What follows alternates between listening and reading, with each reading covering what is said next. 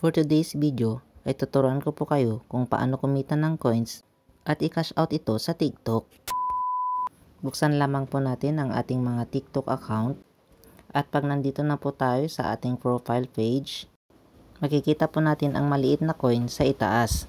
Pindutin lamang po natin ito at dito po natin makikita ang ating mga dashboard at earning sa TikTok.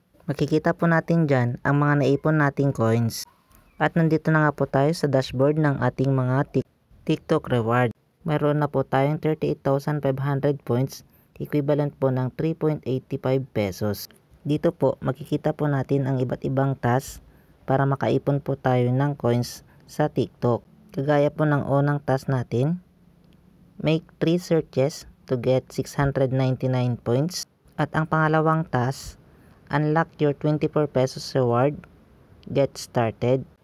Yan po ang ating susubukan ngayon. I-click lamang po natin yan para makita po natin kung ano po yung task na ipapagawa. At ang sabi nga po dito, share your link and get 2.4 pesos. Ang kailangan lamang po natin gawin ay i-share po ang ating mga TikTok link sa ating mga friends on different social media platforms. Kapag nag-sign up po sa TikTok ang iyong mga friends gamit ang inyong link, makaka-earn po kayo ng commission or extra coins. Kapag mas marami ka pong friends or relatives na magjo-join gamit po ang iyong link, ay mas marami ka pong incentives or coin rewards.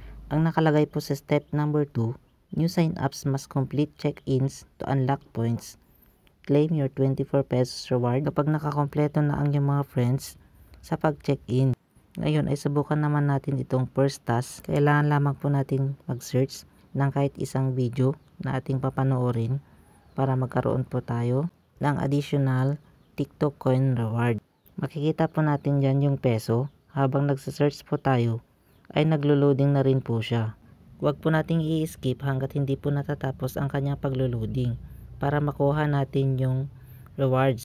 Ituloy-tuloy lamang po natin ang pag-i-scroll hanggang matapos ang kanyang pag-loading. At ayan nga po, nakakuha po tayo ng 699 points. Pwede na po natin siyang i-claim. Yan ay automatic na mapupunta ulit po sa ating mga dashboard. Nakompleto na po natin ang ating task ngayon. Pwede na po natin i-claim yung 0.06 or 699 points.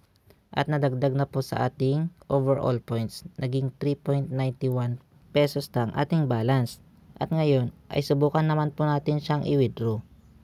Pindutin lamang natin ang withdraw. At makikita na po natin ang ating balance. So dito po, 3 pesos po ang minimum at 3,000 naman po ang maximum na pwede nating i-withdraw through GCash, Maya, or debit card or any ATM card. Dahil may 3.91 pesos po tayo, subukan po nating i-withdraw ang 3 pesos. Pindutin lamang po ang 3 pesos at saka pindutin ang withdraw cash. Piliin lamang po kung saan po natin i-withdraw ang ating mga earnings. Ayan po, sinubukan po natin ang GCash. Ilagay lamang po natin ang ating mga GCash number and then pindutin ang submit. At ayan na nga po, makikita po natin confirm withdrawal. So papasok na po siya sa ating account within 24 hours. So mag-wait lamang po tayo ng ilang minuto. Processing, please wait. Pwede na po natin yung i-back if ever na nagmamadali po tayo. Kapag wala namang pong technical issue, ay papasok po yan agad-agad.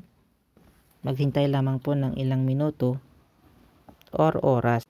At ayan nga po, makikita na po natin na nabawas na po ang ating mga earnings. At may matatanggap po kayo na text galing sa GCash kapag pumasok na po ang pera sa inyong mga account. So ganyan lamang po kadali ang mag-earn ng points at mag-cash out. Sana ay may natutunan po kayo sa aking video ngayon. Huwag po ninyo kakalimutang pindutin ang subscribe button at bell all para lagi po kayong updated sa lahat ng ating mga bagong content. Maraming salamat!